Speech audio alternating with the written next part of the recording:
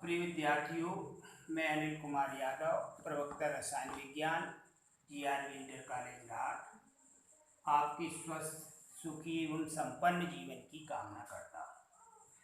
पिछले वीडियो में हमने रसायन विज्ञान के बारे में बताया था। आज हम रसायन विज्ञान की प्रमुख शाखाओं की व्याख्या करेंगे। तो रसायन विज्ञान की बहुत सी शाखाएं हैं, उनमें से महत्वपूर्ण शाखाएं हैं। नंबर 1, अकार्बनिक रसायन। अकार्बनिक रसायन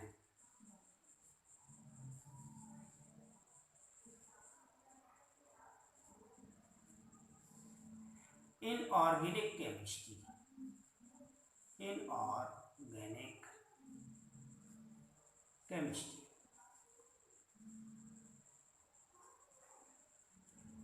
आप जानते हो पूर्व में कि अब तक 118 तत्वों की खोज की जा चुकी है।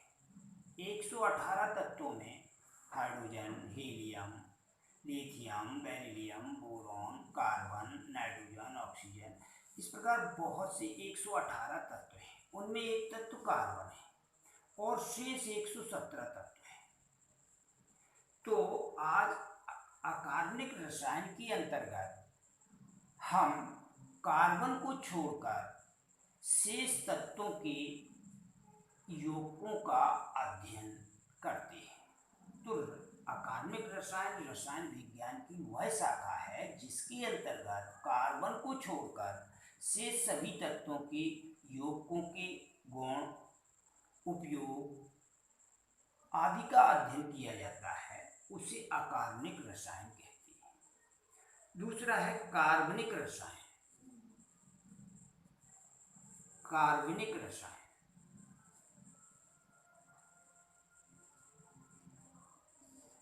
Organic chemistry.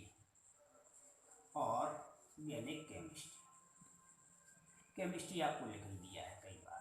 ऑर्गेनिक केमिस्ट्री रसायन विज्ञान की वह शाखा है जिसके अंतर्गत कार्बन के यौगिकों का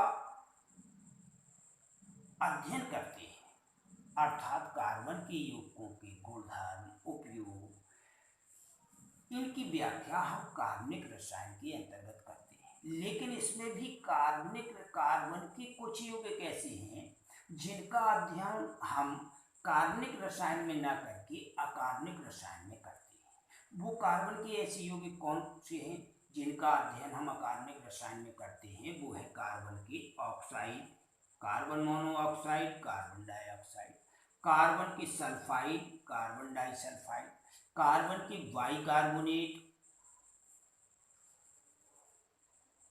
कार्बन की ऑक्साइड, कार्बन मोनोऑक्साइड और कार्बन डाइसल्फाइड CH2, और बाइकार्बोनेट और कार्बोनेट, सोडियम बाइकार्बोनेट NaHCO3, इसे बेकिंग पाउडर या खाने वाला सोडे के नाम से जानते हैं।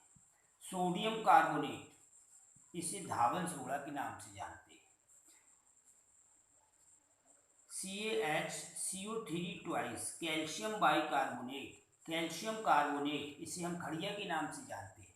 तो आपने हमसे समझा कि कार्बन के यौगिकों का अध्ययन कार्बनिक रसायन के अंतर्गत करते हैं, लेकिन कार्बन की इन यौगिकों, कार्बन की ऑक्साइड, सल्फाइड, कार्बोनेट, बाइकार्बोनेट, इनका अध्ययन हम अकार्बनिक रसायन के अंतर्गत करते हैं।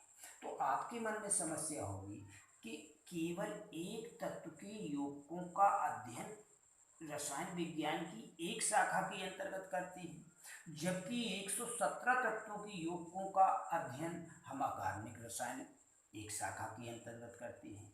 तो हम आपको बता दें कि कार्बन की जो संयोजन करने की क्षमता है या जुड़ने की जो प्रवृत्ति है, कैटिनेशन की प्रवृत्ति है, वो शेष सभी तत्वों से अधिक है। इसलिए केवल कार्बन के यौगिकों की संख्या 10 लाख है, जबकि 117 तत्वों के यौगिकों की संख्या 1 लाख है। जितना भी आपका मेडिसिन है, कुछ सिल्वर के, सोने के, वाष्प और जेल और सॉल्ट छोड़ करके से सभी मेडिसिन्स आपकी कार्बनिक रसायन के कार्बन के यौगिक हैं। अब ये आपको हमने कार्बनिक व अकार्बनिक दो रसायन की शाखाएं पढ़ाई। अब तीसरी है भौतिक रसायन, physical chemistry.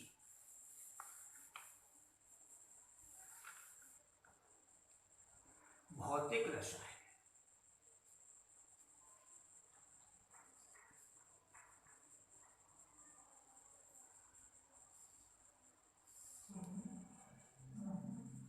Physical chemistry.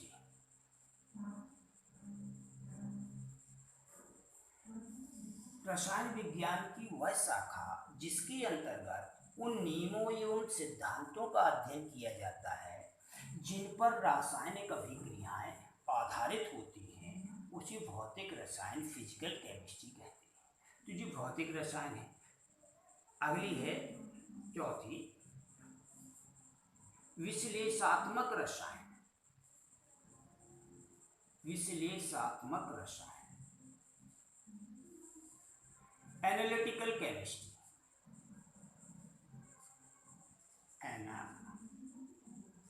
Analytical chemistry, chemistry की आप पढ़ चुके हो, कई बार लिखी। तो आप ध्यान से सुनिए, विश्लेषणात्मक रसायन क्या है। एनालिटिकल केमिस्ट्री रसायन विज्ञान की वह शाखा है जिसके अंतर्गत पदार्थों का गुणात्मक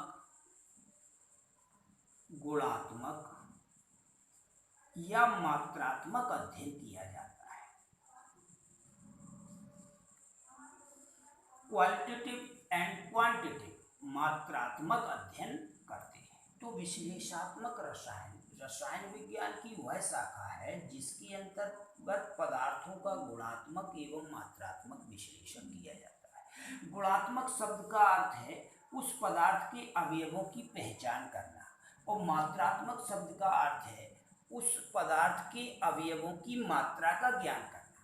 मात्रात्मक जी, हम प्रैक्टिकल में जब आपको ले चलेंगे तो सबसे पहले पदार्थों का गुणात्मक, कोई एक पदार्थ दे देंगे, मान लीजिए खड़िया दिया, तो आप उसमें निकालेंगे कि इस दिए हुए पदार्थ में कौन कौन से अवयव है, जैसे कैल्शियम है, कार्बोनेट है। फिर अगले इसके बाद हम आपसे निकलवाएंगे कि भाई हमने 10 ग्राम खड़िया दी है, उस 10 ग्राम खड़िया में कितना कैल्शियम है, कितना कार्बोनेट है।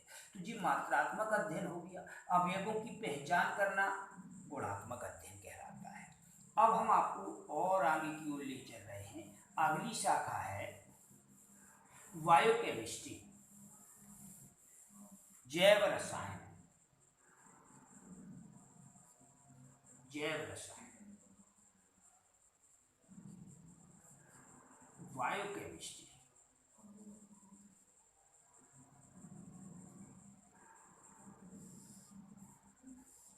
इस शाखा के अंतर्गत, बायोकेमिस्ट्री इस शाखा के अंतर्गत हम जीवधारियों में होने वाली प्रक्रियाओं जैसे पाचन, श्वसन, प्रकाश संश्लेषण, इन क्रियाओं का अध्ययन जैव रसायन के अंतर्गत करते हैं। जैसे आप देख रहे हो कि आप उसी खेत में मिर्च का पेड़ लगा देते हो तो कड़वी हो जाती है, गन्ना बो देते हो तो आपका मीठा रस निकलता है। तो इनके अंदर कौन सी प्रक्रियाएं चलती हैं, किस तरीके से इनका निर्माण होता है पदार्थों का, इसका अध्ययन हम जैव रसायन, बायोकेमिस्ट्री के अंतर्गत करते हैं। इसके बाद है आपका कृषि रसायन, एग्रीकल्चर केमिस्ट्री।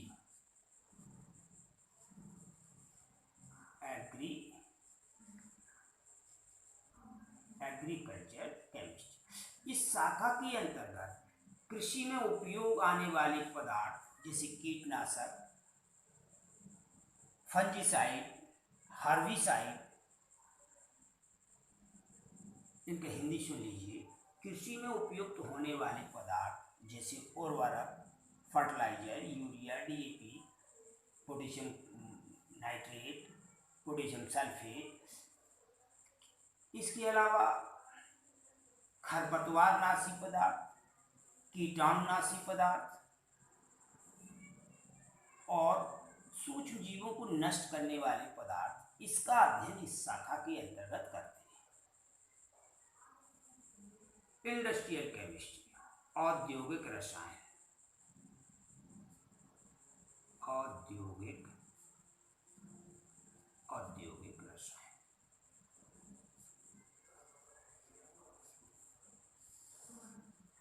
इंडस्ट्रियल केमिस्ट्री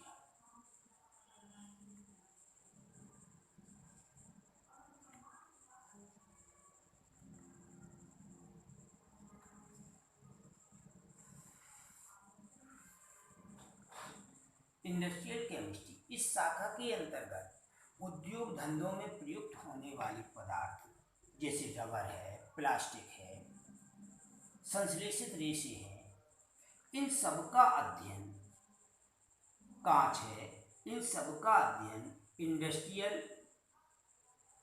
रसायन के अंतर्गत करते हैं। तो ये तो थी रसायन विज्ञान की महत्वपूर्ण शाखाएं। अब इसके बाद हम रसायन विज्ञान के महत्व की चर्चा अगली